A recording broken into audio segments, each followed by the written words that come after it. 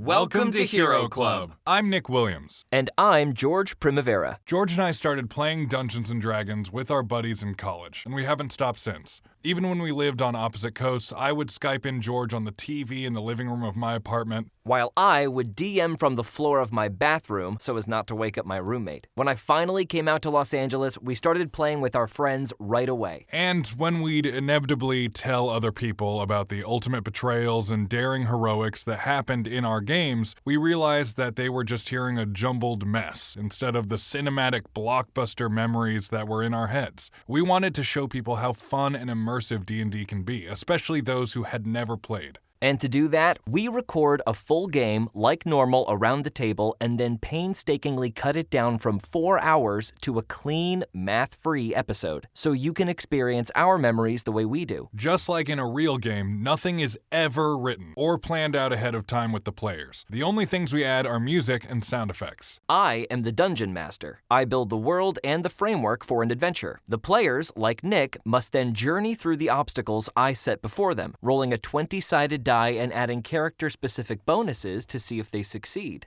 If they beat the number I have in my head, then their action is successful. If not, it is a failure, and there may be consequences. We try to follow the rules of Dungeons & Dragons 5th edition as close as we can, but as the Dungeon Master, what I say goes, and there are some things I like to do differently. Each season is its own contained story, so find one that sounds interesting to you and start from the top. And hey, welcome to the club. This week on the podcast, our guest is Carson Fagerbakke. Carson, is there anything you want to say to the people? Hey, thanks for having me. You can follow me on social media at Carson Fagerbakke. Try to spell that on your own.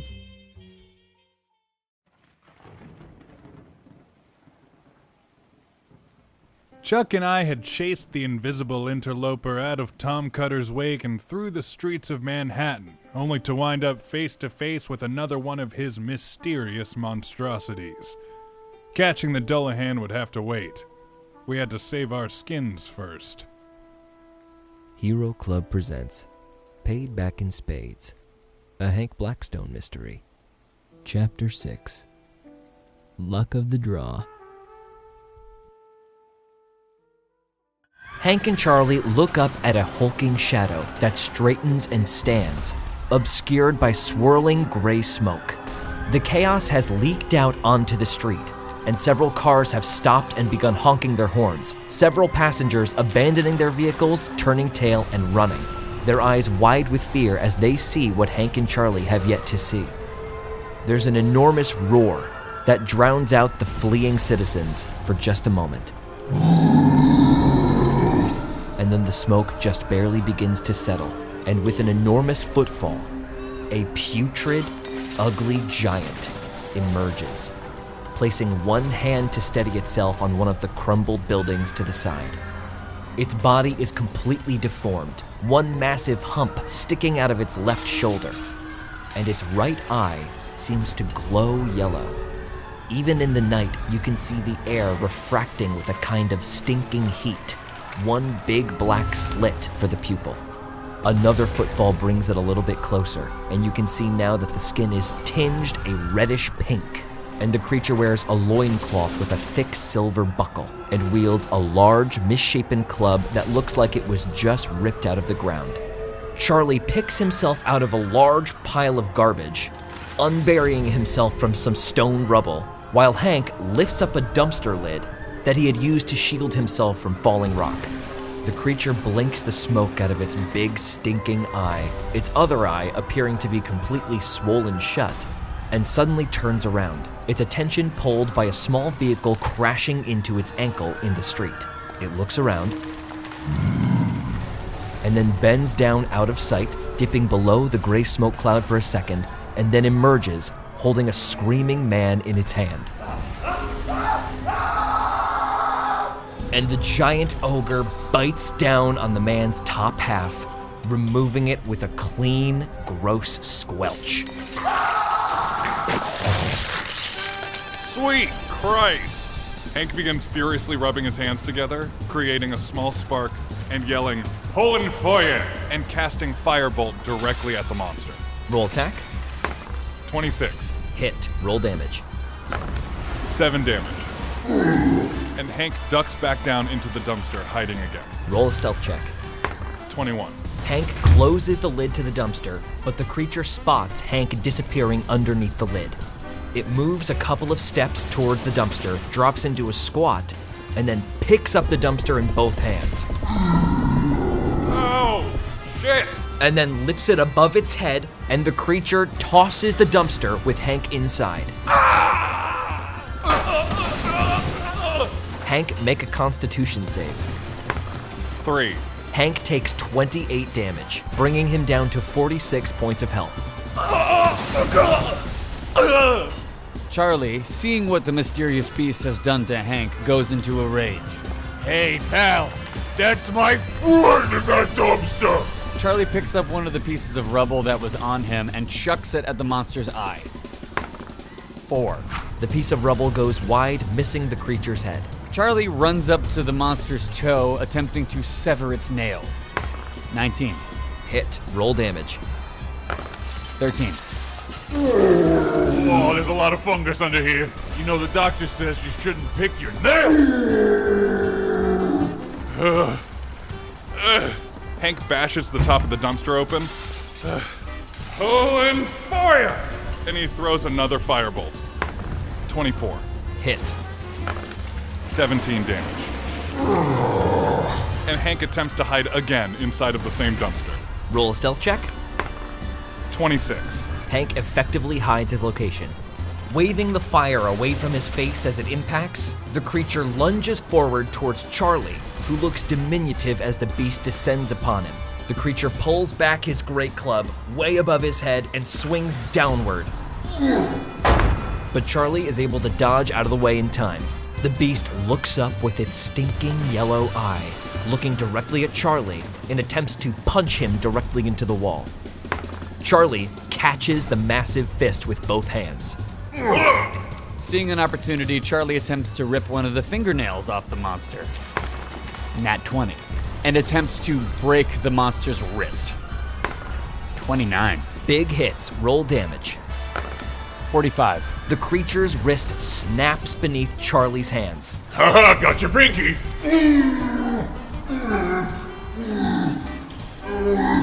Hank pops the lid and throws another firebolt. Pulling fire! 22. Hit. 18 damage. And Hank hides again. Botch. As Hank goes to shut the lid to the dumpster, it pops right off the hinges and falls flat onto the ground, leaving Hank perfectly visible in a square box, like a diorama. Oh, shit. The massive ogre stares at Hank, its yellow, stinking eye suddenly increasing in intensity. The frequency of the refracted air increases, and suddenly, Hank, the hairs on the back of your neck stand straight up. Make a charisma save. 13. Hank takes 17 psychic damage, bringing him down to 29 points of health. Hank, you feel your arm start to swell a little bit, and then your upper arm, and then your shoulder, and then suddenly, the left half of your body starts to inflate and become bulbous and putrid. Little pustules popping up on your arms. The creature then turns to Charlie, picking up its great club and trying to slam back down on him. But the creature keeps its focus on Hank and misjudges its swing, and Charlie easily ducks the massive club. Charlie calls out to Hank. Hank, you okay? Did you gain mass? Do I look okay, Polly? You want a puppy? There's no time for puppies now, Hank. I gotta give this guy the knuckle sandwich of a lifetime. Seeing Hank's awkward thumbs up, Charlie attempts to use his magical boots to jump up to the creature's neck and suplex him down to the ground. Charlie's boots begin to glow gold at the sole, and then Charlie launches 25 feet into the air. Charlie, make a grapple check. 12. The creature rolls a 23, knocking Charlie aside and messing up his trajectory. Missing the grapple, on his way down, Charlie attempts to stomp really hard on the creature's other foot. 28. Hit. Now that he's here, he attempts to break the shin bone of the creature. 18. Hit. Roll big damage. 21. The creature goes down to one knee, howling in pain. Nobody makes my friend gain mass. Hank clumsily rubs his big, fat, swollen hand with his normal hand, creating one more firebolt. Pulling fire! And the fireball rockets towards the creature. 20. Hit. 23 damage. This fireball, against all odds, is dead on, beaming the creature directly between the eyebrows and singeing the tiny fraying bits of hair that it has on its head, knocking it prone. Hank slowly and painfully tries to hide behind the dumpster one more time. Roll a stealth check with disadvantage. 28. Hank just barely escapes the creature's gaze. The creature, in a last effort, attempts to sweep tons and tons of trash down the alley as if they're massive projectiles. Charlie, Hank, make a dexterity save. 20. 28. Charlie, bracing himself, only takes 5 damage, bringing him down to 66 points of health. Hank completely avoids any debris. The creature struggles, attempting to stand back up. Charlie uses his jumping boots to leap up from the monster's foot, and on his descent, he comes crashing down on the monster's head with the people's elbow. 15. Hit. Roll damage. 16. Describe it. Charlie's elbow drives into the creature's head up to his shoulder, obliterating its skull. Everything is still for a moment. The dust settles, and the creature's body lays completely still for just a second, and then begins to glow a bit, and twitch, and then with a short pop, the creature's body is gone, and a tiny silver figurine of the big ogre now sits in the middle of the alley, completely dormant. Charlie wipes off a little bit of the brain matter that's on his clothes. Hey, Hank, we got another souvenir. You okay? Hank throws an extremely weak thumbs up from behind the dumpster. Charlie grabs the figurine and joins Hank. Don't worry about me, Chuck. Let's get after that invisible prick. Okay, are you sure you're okay? Go! All right. Where was the last place you saw him go? Left! Here, take the flashlight. Hank forces the flashlight into Chuck's hand and pushes him in the direction of the man. Okay, can you run? Okay, I'll take that as a yes. Come on, Hank. Charlie takes off running in the direction that Hank pointed to. Charlie, you see nothing except chaos and screaming people. Several good Samaritans helping a few injured folks, all along the sidewalk. Charlie uses the moonlight flashlight and shines it around. Charlie, make an investigation check. 6. Charlie, you're unable to pick up the blood trail, and you're also unable to find the knife. Come on, where are you? Hank, bringing up the rear and just about to catch up to Charlie, you look to your left, and in a pile of rubble, you see a red smear on the side of the wall. And if you look a little bit closer, you see that the red smear almost has a face. And then you realize that it's the remains of Billy Cutter, smashed up against the wall. Ugh. Well, that's that problem fixed. Charlie is panicking now, completely unable to find the trail. Make one more investigation check, Charlie. Oh, God, I'm no good at this. 16. A few more seconds, and then Charlie finally finds the knife, covered in blood and sitting on the sidewalk on top of a pile of black garbage bags. There you are. Charlie sprints over to the knife. As the moonlight flashlight turns on, you see little bits of invisible blood suddenly become visible, and you're able to find a trail leading all the way down the sidewalk and down a few side streets. Charlie follows the trail. The trail is rather hard to follow and takes a while to find, so Hank catches up relatively quickly. Hey, Hank, have you seen Billy? Yeah, some. Is he okay? No. What is... Oh, no. Yeah. Oh, well, that's sad. Did you find the guy? No, come on. I think he's down here. Help me out. I'm not as good as you at this. Hank grabs the flashlight away from Chuck and looks for the blood trail. Hank's left eye is almost completely swollen shut. Make an investigation check with disadvantage. 22. Hank quickly finds the trail. Right there. Okay. After you. You gotta carry me. Okay, yeah, sure. I'll carry you. Hank throws his good arm around Charlie's shoulder. Charlie scoops him up in one arm, providing a kind of bench that Hank can sit upon as Charlie walks through the alleys. They follow the trail, Hank holding the flashlight. As Hank and Charlie stumble through the darkness, they eventually reach side streets where there are no people in sight anywhere. At this point, Hank and Charlie are almost entirely at the southern tip of Manhattan, and the cold ocean breeze begins to sting Hank's face, Charlie not noticing it much. As Hank and Charlie traverse Battery Park, moving past the old cannons that sit on the green, they finally trace the blood to a sewer grate, and the blood trail stops. Check the sewer, just like all the Purple Eye guys with Marble Mouth. Oh no. God, I hate going into the sewer. Well, how long do you think this is gonna last? I don't know. What happened exactly? He just looked at you funny? Yeah, his big yellow eye looked at me and then I turned big on one side. Yeah, I got about 50% of that, but hopefully it doesn't last too long. Hank inspects his grotesque arm a little closer. Both of you make a nature check.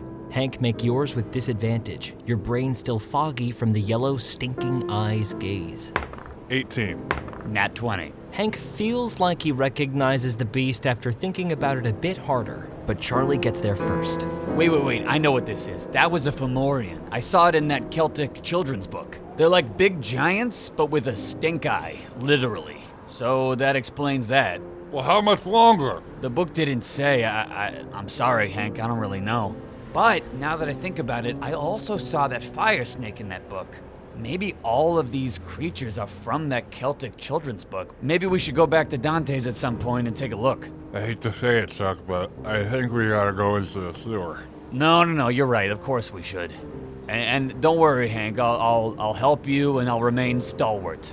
Charlie smiles to himself. He said one of his word of the day calendar words. Hank doesn't notice at all because he is trying to unscrew the top of his flask with his mouth in one hand. Roll a sleight of hand check, Hank, with disadvantage. 17. Hank, eventually, after some struggle, gets it open. Wow, that's impressive.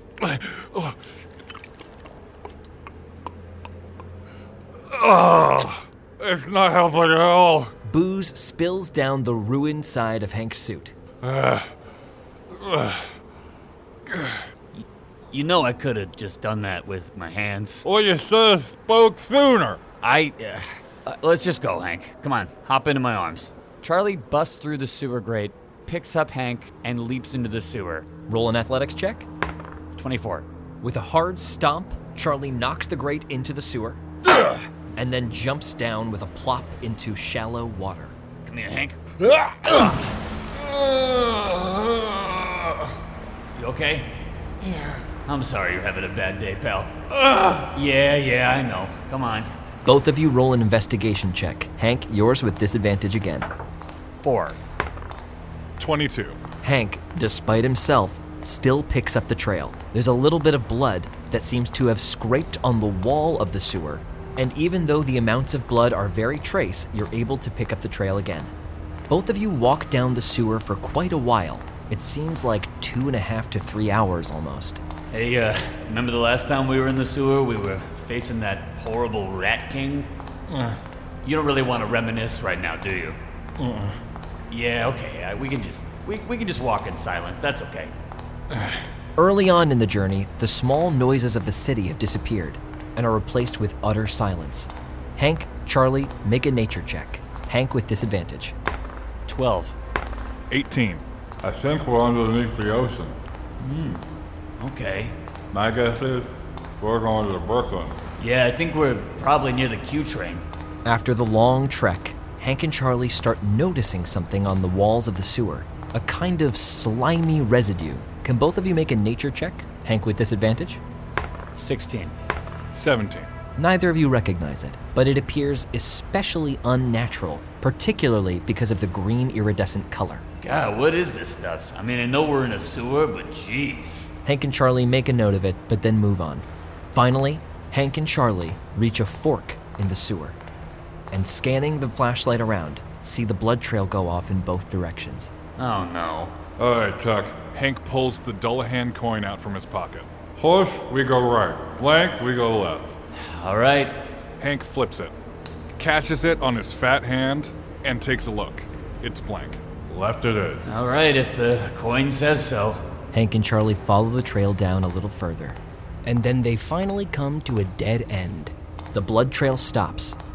The water in this section of the sewer is a little more placid. There doesn't appear to be an active stream running through it at the moment. Hank, Charlie, both of you make an investigation check, both at disadvantage. 12.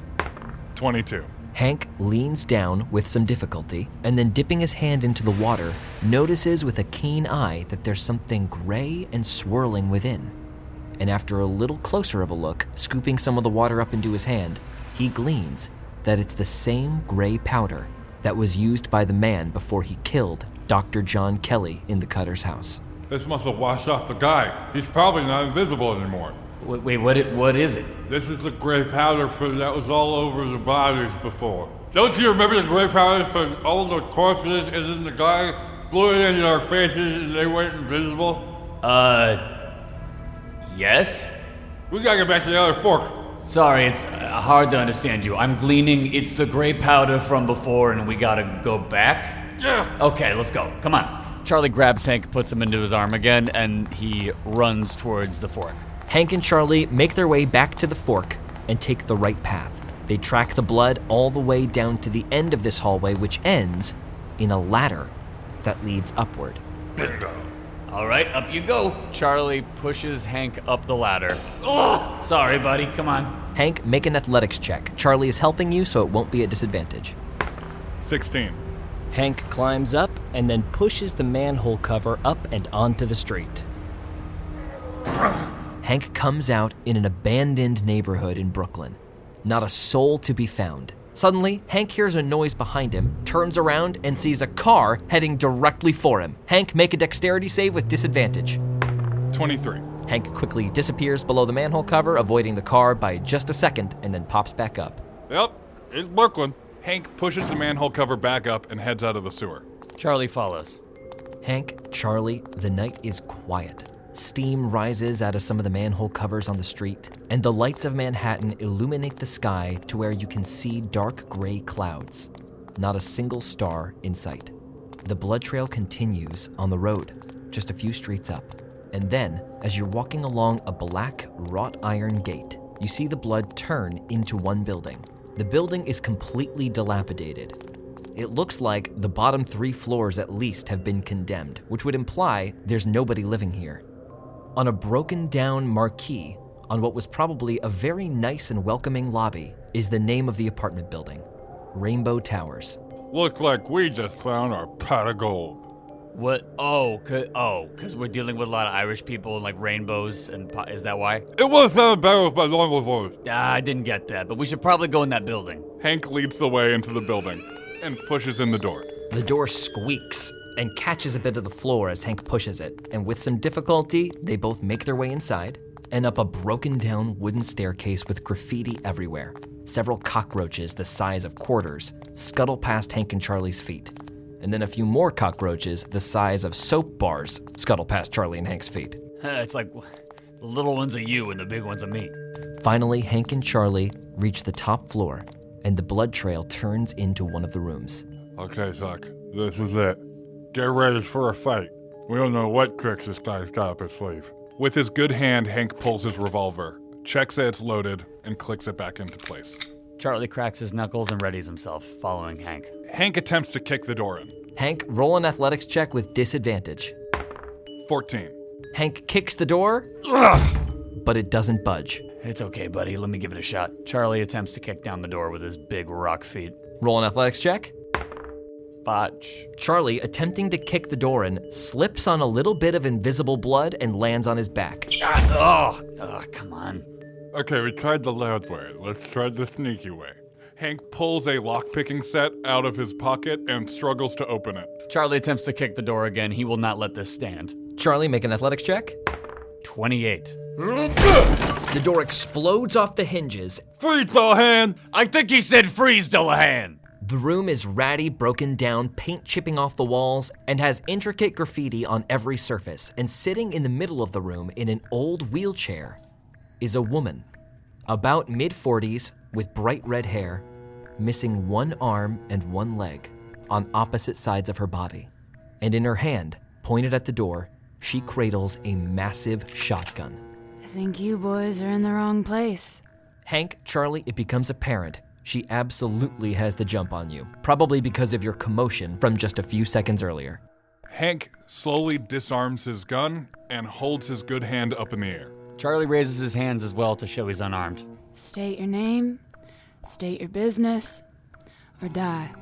My name is Hank Blackstone. I think I might have you to thank for what's going on with my left side here.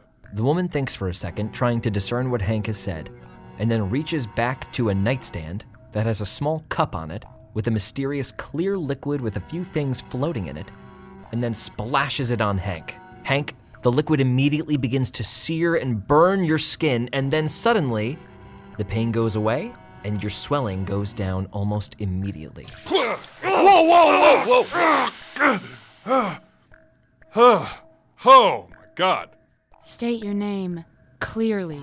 State your business clearly, or die. Well, like I said before, my name is Hank Blackstone, and it seems like you might be the woman we're looking for. And what woman might that be? I can't think of any other one-armed, one-legged Irish women off the top of my head. Do I sound Irish to you?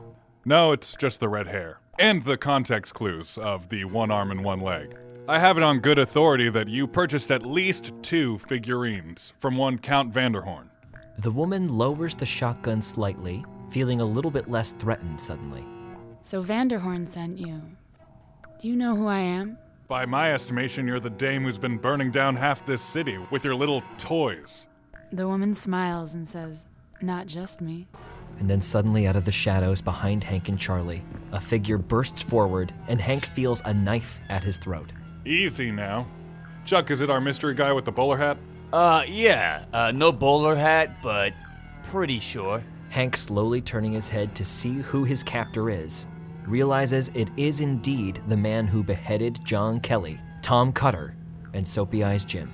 The man stares silently and intensely at Hank and seems ready to cut his throat at any moment. You should scan a room next time you enter.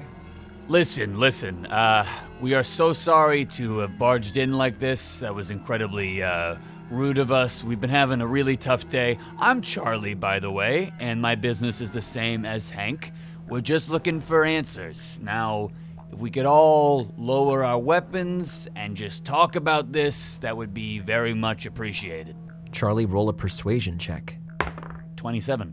The woman hears Charlie speak, and something in his voice hits her a certain way, and she pulls the shotgun back up, pointing it away from the two of them, and gives a look to the man behind Hank, who reluctantly retracts the knife. Thank you. There we go. Thank you very much. He walks back over to the woman's side. I'm Deirdre Dullahan. Charlie looks at Hank, eyebrows raised. Okay, and who's your friend here? The friend is staring directly at Charlie, looking him up and down in a way that Charlie isn't frankly quite used to. Listen, I don't love it when people stare, so, if you could stop doing that, that'd be much appreciated. The man turns to the woman and starts speaking to her in sign language, which Hank and Charlie understand. And he says to her, "That guy's not what he looks like." My friend here would like to stay anonymous for just a little while longer. Charlie subtly hides his face from this weird guy. Fine by us. Let's focus on you. Can we assume that you are a great, however many greats granddaughter of the original Dullahan woman left alive to tell the story? You'd be safe to assume that. Hank, roll an insight check. 18. She seems like she's holding something back when she says that. You know what they say about assuming. So maybe it's not as cut and dry as all that. But you're in some way related to the whole thing. And listen, Chuck and I are no friends to the O'Connors or the Cutters. Yeah, we could give a farthing who you are. Charlie smiles to himself again. He just used the other word. The woman, upon hearing the name of the Cutters and the O'Connors, looks wide-eyed at the man to her side, who returns her gaze equally surprised. How do you know the Cutters? How do you know the O'Connors? Well, everyone knows the Cutters and the O'Connors are the 2 biggest Irish crime families in New York City. No, I asked how did you know them? Chuck and I are PIs. We interact with a lot of unsavory characters. Roll a deception check. 5. Hank is stumbling a bit to find the answer that will satisfy the woman and the man, but luckily, her scrutiny is pulled by a noise outside, which pulls both of the two's attention out to the window for a moment, both of them sharing a panic. The man goes to the window, looks around, opens it up, looks further, and then turns back to the woman, signing, "Nothing, we're okay." Interact with in what kind of way? I mean, all sorts of ways. Hell, me and another PI, Sykes P. Rogers, shook up a O'Connor bar just the other day. I scalded one of them with a hot coffee. Deirdre looks satisfied for a moment, and the man beside her signs to her, ask them how they found us. My friend and I would like to know how it is you found us. Well, when we said we were PIs, that's true, but, not your average Joe PIs. We deal in crimes of a more unexplainable nature. Charlie nods at Hank like good sales pitch. I'm gonna need a little bit more information. Well, if you're privy to what those figurines do, you probably know about a lot of other stuff. Your friend here turned invisible right in front of our eyes. Chuck and I learned from a very early age about all sorts of things that go bump in the night that normal people don't know about. And to show that we're not joshing you, Chuck, why don't you introduce yourself formally? Charlie sighs. He's reluctant to do this, but he knows it'll earn their trust. He takes off his glasses of disguise, revealing his true rock form. Ta-da? The man to Deirdre's side smiles, and actually relaxes a bit. He signs to Deirdre, "I knew it. These two saw me at the Cutter House. I tried to run, but I had to use the last of the Banshee powder, so they're not lying." Deirdre visibly relaxes. What's your story, big guy? Well, I am a rock golem. Hank accidentally summoned me when we were kids from a deck of cards. It's a long story, but here I am. Deirdre smiles and nods, her interest piqued. Well, then maybe it wouldn't scare you if I told you I was over 200 years old. To be honest, no. Makes a hell of a lot more sense than you just being some loose Dullahan walking around. Yeah, this kind of puts a lot of stuff in perspective, and I'm happy you said that. Yeah. So let's put all of our cards on the table here. You were the woman left alive by the O'Connors and the Cutters way back in the day.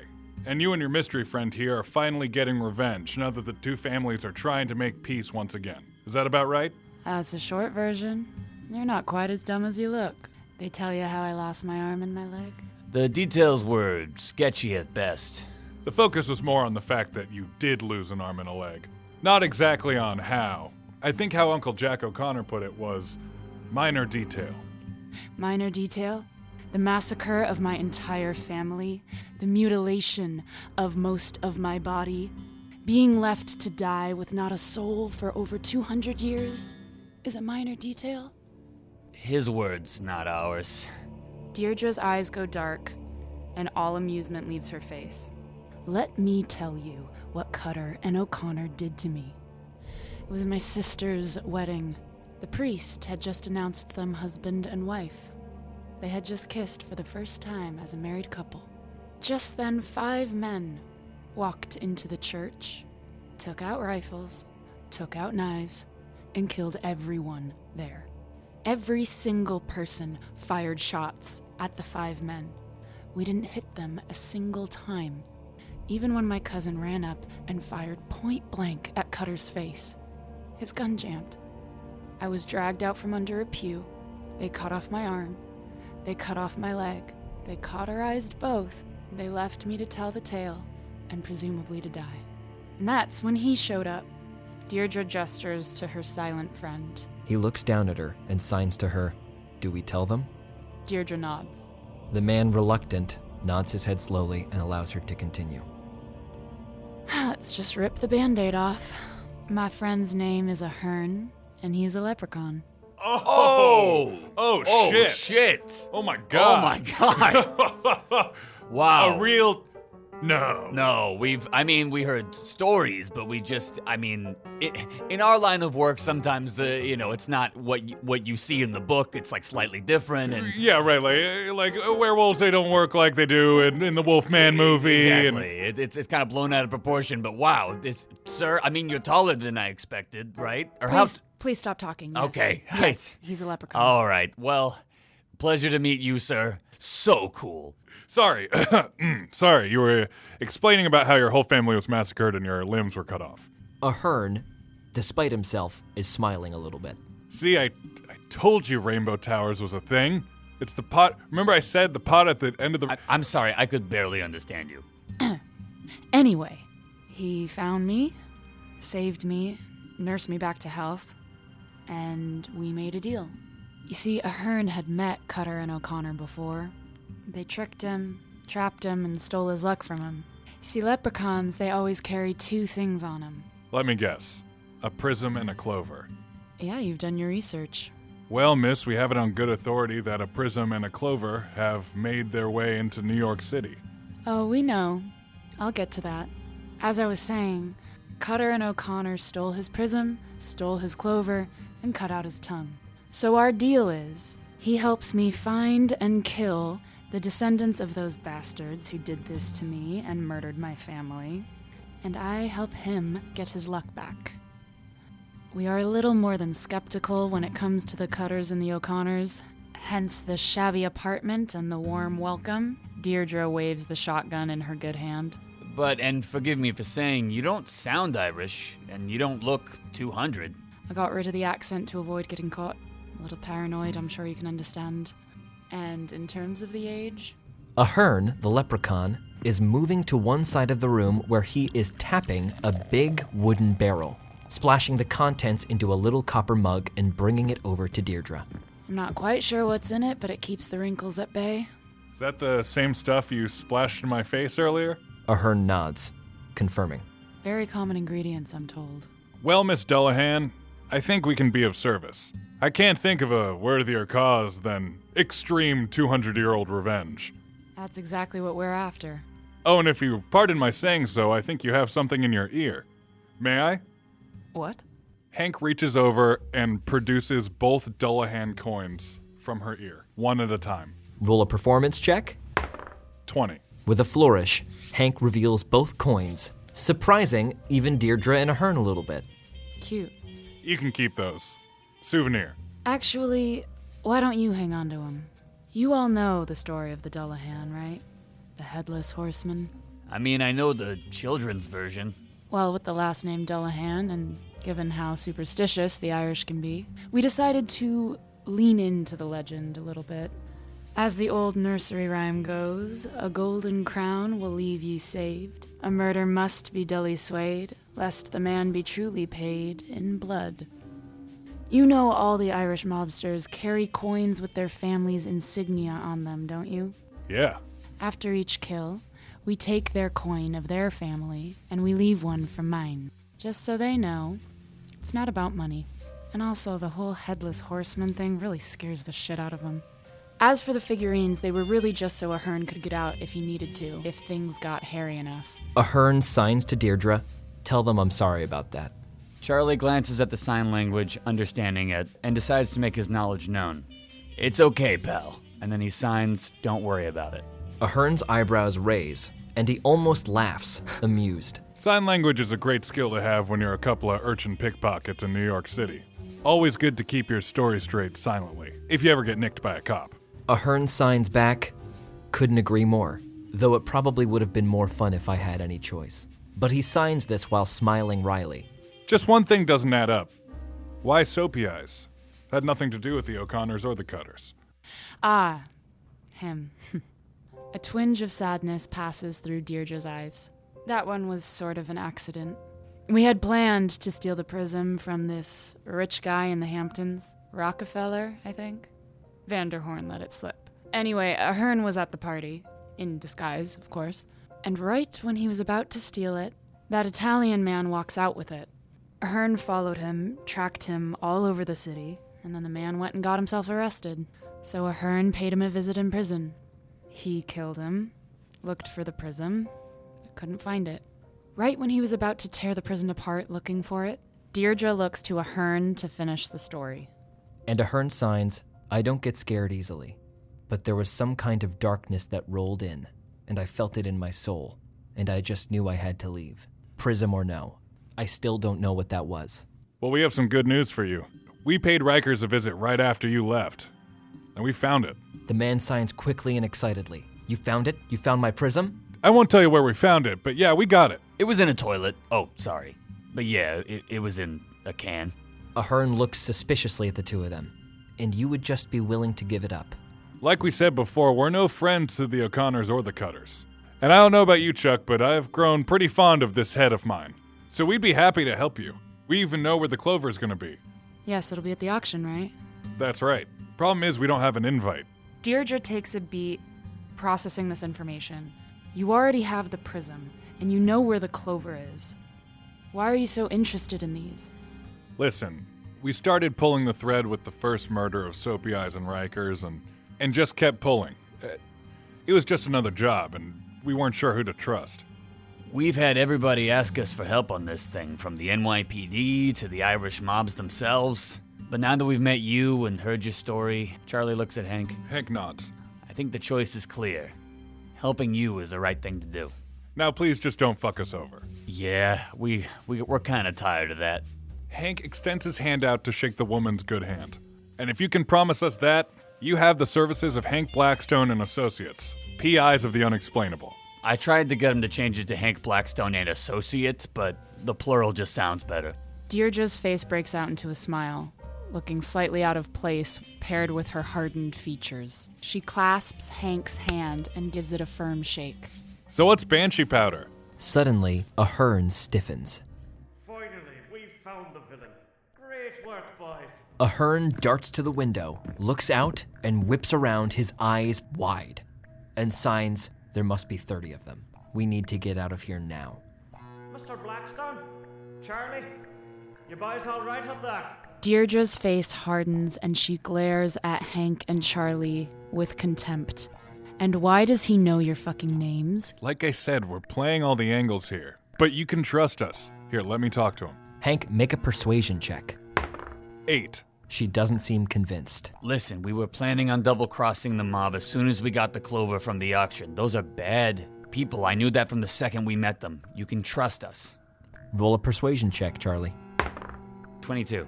Deirdre waits for a beat, looks to Ahern, and they both relax. I'll buy you guys some time. Chuck, take them out the back. You got it. You guys okay to come with me? Deirdre nods and her and Ahern follow Charlie out. The group moves out of the room, Charlie careful to put back on his glasses of disguise as they exit. You all right up there, fellas? I'm just worried sick about you down here. Hank goes up to the window and opens it up, leaning his head out.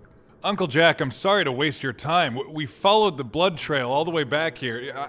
I got a good, clean cut off the guy while he was getting away, but it seems like we just missed him. Maybe an hour, 2 hours ago. They were clearly holding up here, but no dice. Hank, make a deception check. 7. Well, ain't that just a shame? Wilson, you and Charlie are just two men. Why don't you have the boys I sent up the stairs help you take another look? Cutting over to the stairs. Charlie, roll a stealth check. 6. Charlie leads Ahern and Deirdre forward, Ahern pushing Deirdre's wheelchair down the hallway. When they reach the stairway, he helps her stand up shakily out of her chair and signs to her, I think we have to use the last of it. Deirdre nods and clutches a pendant around her neck.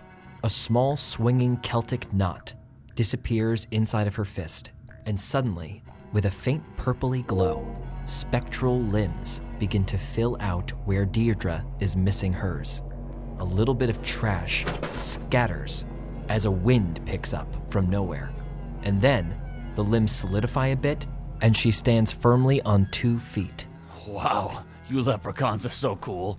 And then, as Charlie turns to start walking down the staircase, his foot crunches a metal can loudly. Oh, boys, you heard something upstairs? Sounds like a metal can. And then there is the crashing of footsteps coming up the stairs. Ahern, listening closely for just a split second, signs to Charlie, sounds like 5. Charlie signs back. Got it. Cutting back to Uncle Jack and Hank.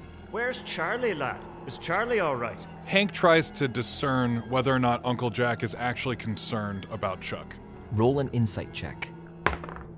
8. Hank, even though the distance between you is great, you pick up on just a hint of adrenaline in Uncle Jack's voice. He's in the can, you know, big guys. He's been running around all day. Uncle Jack flashes a half smile up at Hank. Charade's wearing a bit thin, isn't it, lad? Before turning and waving his men forward. I couldn't agree more. Hank snaps his fingers and all of the lights in the block go out, plunging the group into darkness. Hank rubs the ring of minor illusion on his right hand, and throughout the crowd of men, a wailing scream circulates, coming from all different directions. Roll an intimidation check. 15. The screaming causes all of the men to throw their hands up to their ears, and several of them look around terrified. Hank, remembering that the Irish are superstitious, hears his plan coming to fruition as he hears one Irish mobster exclaim, Oh, fuck this, mate. It's a fucking banshee. and before Uncle Jack knows it, at least 10 of the mobsters have darted out into the shadows, fleeing the screaming and the darkness. Uncle Jack turns and fires at the fleeing shapes. You fucking cowards think running will save you. It won't. One of them drops and goes completely silent, and the other drops, having been shot in the knee, and whimpers as he goes down. The remaining 10 men gather around Uncle Jack, looking for orders. Uncle Jack walks over and finishes the wounded man. Wait. Uncle Jack. Anyone else feeling superstitious? Charlie, 5 men are ascending the stairs, though they don't have a visual on you 3 yet. Charlie readies himself and signs to the group to do the same. They stack up on the doorway, waiting for the mobsters to breach the top floor. Charlie signs to Ahern. I'm gonna pick up the first guy and throw him into the others. Ahern nods, readying himself. The footsteps all stop, and you hear a little bit of frantic whispering.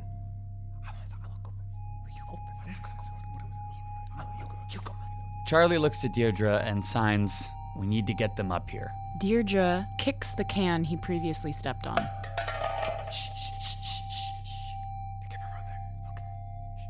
A gun barrel pokes its way onto the floor. Seeing the gun, Charlie remembers that his glasses of disguise can be used to disguise him as anything as long as it has a mustache and glasses. He touches the glasses and focuses on the image of a terrifying werewolf wearing glasses and a mustache. Instantaneously, what Charlie thinks of becomes a reality. Shaking hands follow the gun barrel, and then finally a wide-eyed, very scared mobster looks right, sees Deirdre and Ahern, looks left, sees Charlie, and before he can say anything, Charlie, as the werewolf, grabs the man by the head, does his best imitation of a werewolf roar, and throws the man at the other minions, scaring the crap out of him. It's a fucking werewolf. 28. Charlie picks up the man's head, whirls the body back so the neck kind of snaps, and then hurls the man like a javelin at the group. 4 men go tumbling down the staircase, one limp body pinning them all to the floor. Ahern immediately sprints into action, sliding down the banister and finishing the remaining men with his dagger. Deirdre vaults over the banister, drops 20 feet, and crushes 2 mobsters as she lands. 12. Deirdre smashes one mobster into the staircase, knocking him out immediately, and a mobster a bit lower on the stairs pulls out a knife and begins to face off with Deirdre. Back over to Hank and Uncle Jack. Hearing the commotion inside, Uncle Jack mutters to himself, "If you want something done right, you've got to do it yourself," and dashes into the building. Hank attempts to hit him with a bladed card as he runs. Hank can see perfectly well in this darkness and sees Uncle Jack's black and white form sprinting towards the building. Roll attack. Nat 20. Big hit. Roll damage. 46. The blade whispers through the air and then thunks into the ground, having passed Uncle Jack in the front. Uncle Jack stops for a moment. Huh. And then Hank sees blood begin to pour down his shirt from where his throat has been cut. Uncle Jack goes to one knee for just a second, throws both hands up to stem the bleeding as best he can, reaching into his coat pocket and pulling a handkerchief to assist him, and continues to stumble in towards the building.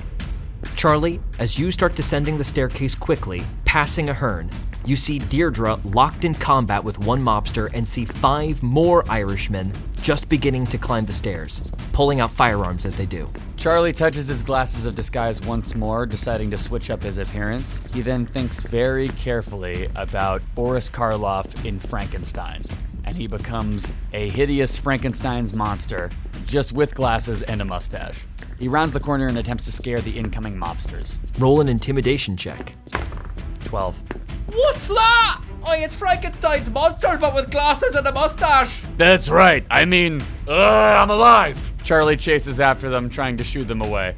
The 5 stumble over each other, tripping and falling as they blast out of the glass doors, one man actually falling directly through one of the clear glass panes. Ahern gets behind Charlie, throwing his dagger over Charlie's shoulder, which promptly sticks in one of the men's back, who falls to the ground. Deirdre grabs the knife from her assailant and tries to redirect the weapon into his left eye. The man catches Deirdre's hand. He then tries to kick Deirdre's legs out from under her. Catching her in the good leg, he sweeps her foot out from underneath her, and Deirdre falls hard onto the steps. Her spectral limbs flicker and then fade. Uncle Jack, on his last legs and in a murderous frenzy, fires at the nearest fleeing Irishman.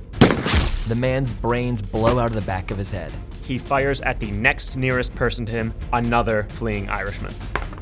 This man takes a bullet to the chest, falls and goes still. Uncle Jack goes down to one knee. Uncle Jack's eyes fall on the prone Deirdre, and he gurgles as he tries to rise back to both feet. Hank vaults out the window, slowly falling thanks to the feather in his cap, and lands silently behind Uncle Jack. Almost back to his feet, Uncle Jack raises his pistol and trains it on Deirdre. Hank walks up behind Uncle Jack, turns him around by his shoulder, and disarms him of his gun, turning the gun on him. Roll a sleight of hand check. 30. Uncle Jack gurgles and drops to his knees, eyes wide. Hank can see that his face is pale. As Ahern leaps down the steps, easily stabbing the Irishman about to descend upon Deirdre, he leans down, helps Deirdre to her one foot, and then walks outside to meet Hank, Charlie in tow, returning to his illusory human form. The 4 surround Uncle Jack kneeling on the ground. Ahern looks to Deirdre, flips the knife over in his hand, and gives it to her. Hank takes his foot off of Uncle Jack on the ground and presents him to Deirdre. Physically supported by Ahern, Deirdre approaches Jack O'Connor. With a knife in hand and murder in her eyes, she hops forward on her one good leg and simply says, "The Dullahan has come to collect." Deirdre gets down on her one knee and in one swift motion decapitates Jack. I've waited too long to risk fucking that up. Ahern helps Deirdre shakily to her feet, and the 4 take a breath. An hour later, after having gathered all of their things out of the shabby apartment of Rainbow Towers, Ahern helps Deirdre into a small black car, piling next to her all of their belongings, the cask of whatever potion Deirdre and Ahern were drinking, and a small metal bucket filled with golden coins, which he places in the trunk. Ahern gets in the driver's seat, turns the engine over, and Deirdre rolls down the window, bidding Charlie and Hank farewell. Thank you for everything. I owe you one. You'll be hearing from me soon. Hank, seemingly out of nowhere, produces his business card that just reads, Hank Blackstone, proprietor of whimsical things, and hands it to Deirdre. The number's on the card. We look forward to hearing from you. Ahern, before he leaves, salutes Hank and Charlie and signs to them, "You're a couple of scrappers, I'll give you that. See you at the auction." And he pulls the car away. A few hours later, Hank and Charlie stumbled back into Dante's Inferno, exhausted once more. Hank empties his pockets onto the counter by the cash register of Dante's Inferno. Before they left, he took Uncle Jack's driver's license and his gold coin, which has a shamrock on it. He also has one ticket that says Arcana Auction Admit 1. No other details are on the ticket. Well, Chuck, looks like we got a new employer, and an interesting one at that. You know, we've done a lot of shady stuff with this case, but aligning with her, I actually finally feel good. Yeah. It doesn't hurt that she's got a fucking leprechaun. I know, right? In all my days. God damn. There's an awkward silence. Well, we'd better head off to bed, Chuck. It's real late. Yeah. Hey, today was good. I mean, I know we started at a funeral and then you got half of your body engorged. And we killed dozens of people, but it was good. Yeah, it was. You sleep tight. I'm just gonna pick up out here before I go to bed. All right. Good night, Hank. Night, Chuck. Charlie shuffles off to his room. The second the door closes, Hank heads straight for the vault. Hank is soon in front of the Necronomicon once again. And poring back over the chapter with the grotesque puppets. Hank, make an Arcana check. 15. Hank returns to the one passage on this page that he had an enormous amount of difficulty deciphering and gives it another go. Hours pass. Hank creates a cipher and then throws it out, realizing he was completely wrong. He does this again and again until finally something begins to make sense. Earlier, Hank was able to glean that the spell required a focus of some kind, something to channel the spell through. Now, it becomes clearer. It's something to do with music. Hank goes back to his cipher, moves a couple of things around. Strings. A stringed instrument. It doesn't take long for Hank to make the jump and decipher the passage completely. It's a violin passage. The writing specifically outlines what notes in what order are to be played. Hank, make a charisma save. 19. Hank, the ringing in your ears returns. It had faded earlier in the night, unnoticeably. But as it swells and gets louder once again, it just about brings you to your knees. You feel a wave of nausea. Your black and white vision swirls before you, and then you regain your composure and stand tall. The words repeat in your brain once again. Feruntur eum, the Latin passage that you read in the book last time. You interpreted the Latin as steal him, but now, reading a little more of the Necronomicon, you realize that the exact translation may be something a little closer to steal life. Not only has Hank learned all of the details of Marblemouth's massive dominate person spell, but he's also learned a little something extra. Hank frantically writes all this down in his notebook, sits back, and lights a cigarette. The clock reads 8 a.m. Hank gets up and heads back to his room once more, as silently as he can. Roll a stealth check. 25. Hank silently makes it into his room and sees sunlight poking through his window, and as he approaches it, he feels sickness grow in his stomach, to the point where he can't even convince himself to approach within 4 feet of the sun. Avoiding the sunlight entirely, Hank shuts his curtains closed, pitching the room into darkness once more. And Hank immediately feels more comfortable. That's new. Charlie goes to bed, and then soon wakes up.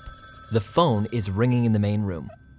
Charlie groggily gets up out of bed and goes to the main room. The main room of Dante's Inferno is gone, and in front of you is a black void, utter blackness, but with one small wooden table in the middle. On the table is a small object, and next to that small object is a phone that is ringing off the hook. Charlie hesitantly approaches the phone and picks up the receiver. Hello? Hello, Charlie. It's nice to talk to you. One-on-one. Marblemouth, what are you doing calling at this hour? Do you know where you are, Charlie? Do you even know when or what you are? Charlie, looking down, you see immediately that the small object next to the phone is Elvira's deck. All the cards out of their small, intricate case and resting on the table. What is this? That's your home, Charlie. That's where you're from. How do you know that?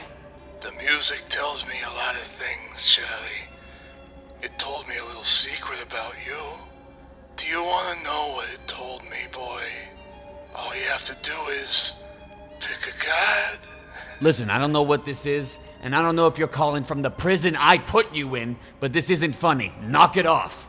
Pick a card, Charlie. No. Charlie, this place you're in right now, you made it. It's all In your head, you want to pick a card. And you don't leave this room until you pick a card, Charlie. But I can't pick a card. I don't know what'll happen. If I pick the Jack of Spades, I could go back in the deck. Be gone from this world forever. Pick a card, Charlie. Figure out something for yourself for once. This isn't real. This isn't real, so this deck isn't real. So then what are you afraid of? I don't trust you, Marblemouth. Why would I?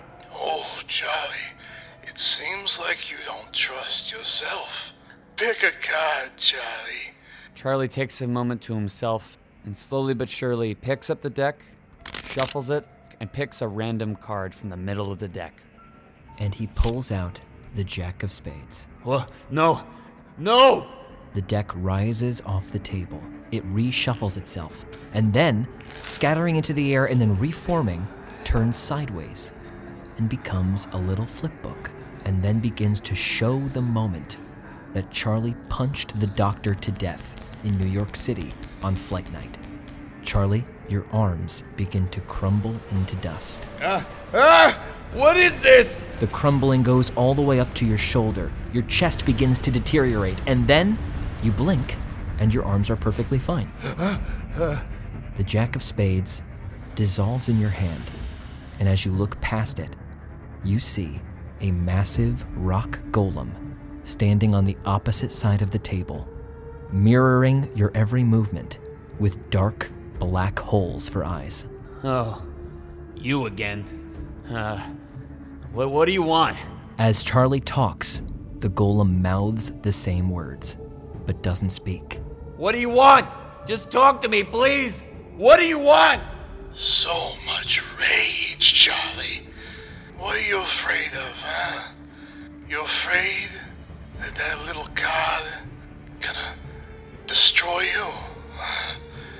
No, that card's not gonna do that, Charlie. It's gonna show you your true nature.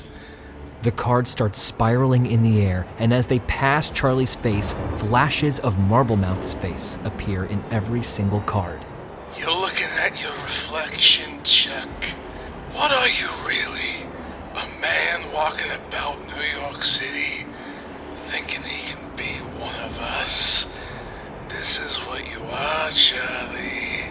The golem on the other side of the table stops mirroring Charlie's movements and reaches into the darkness and pulls out Hank in a chokehold. Wait, no, what are you doing? Hank! As Charlie tries to leap forward, he comes up on an invisible wall and is unable to approach. The golem holds Hank up, who appears to be choking. Charlie pounds on the invisible wall. Hank! Hank, let go of my friend! Pick another card, Charlie. Isn't that what you do? You and Hank? Take risks, big bets, save the world? The deck reforms on the table. No, I'm not doing this anymore. Let him go. Charlie, as you look down frantically looking for a solution and your eyes meet the deck, you see grass sprouting out of the top card. And then as the grass begins to rise up towards your face, the same little clover blossoms. Ignore that, Charlie. Pick a card. Charlie ignores Marblemouth and reaches for the clover. Charlie, roll a charisma save. 16. Charlie grabs the clover. Charlie! And then the darkness grows overwhelming, swallowing everything save for the small golden glow in Charlie's fist. And then Charlie actually wakes up. Charlie looks around the room, frantic. If he could sweat, he would be. He checks his hand that had the clover in it to see if it's still there. He finds nothing, but finds himself in the main room of Dante's Inferno. And the phone is swinging off the hook.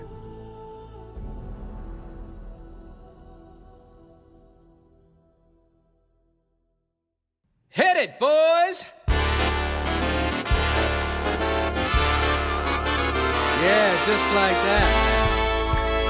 Watch your step when you step outside. The roads are narrow and the river's wide, and no one knows what waits inside. So watch your step when you step outside. Outside. outside and watch your step when the path is slick. The shadows here can play a dirty trick, and moonlight's such a fickle guide. So watch your step when you step outside. You want your freedom. This has been a Hero Club production, produced by Nick Williams, George Primavera, and Jack Quaid, with associate producers Marty Abbe-Schneider and Dylan McCollum. Voice acting by George Primavera, Nick Williams, Jack Quaid, Carson Fagerbakke, Marty Abbe-Schneider, and Dylan McCollum. Theme song written and performed by Matthew McCollum. Special thanks to Kevin MacLeod and Ben Doyle for their amazing music, Mage Hand Press for their genius D&D 5th edition homebrew, Marty Abbe-Schneider for his incredible artwork, and Ali Cantonese, our hero. Thanks for listening to the mid-season finale of Paid Back in Spades. Blackstone's story will continue after just a few weeks, but in the meantime, keep tuning in to members only and our social media at Hero Club Podcast to keep in the loop about some very exciting new stuff coming up the road. And hey, welcome to the club. Outside.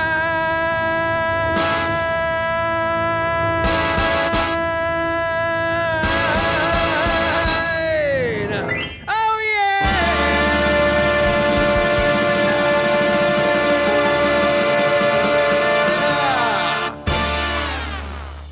My friend's name is a Hearn, and he's a leprechaun. Fuck! Yes! Fuck, I could have been filming that. I'm Fuck! Yes! Damn, that's great. Oh! Oh, shit. You got the Illuminati and a leprechaun.